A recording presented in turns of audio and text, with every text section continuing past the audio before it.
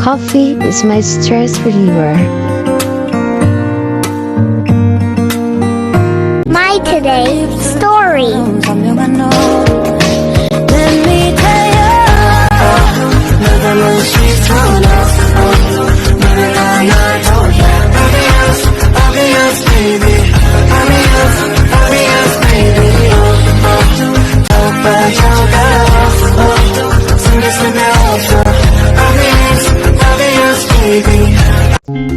I'm happy to just sit in a cafe and watch people.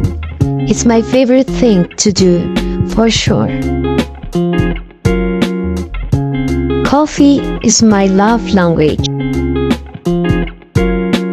You can't buy happiness, but you can buy coffee, and that's pretty close. At hindi lang kape lang andito at meron din silang buffet. I hope nag-enjoy po kayo sa panonood. Hanggang dito na lang. Salamat po.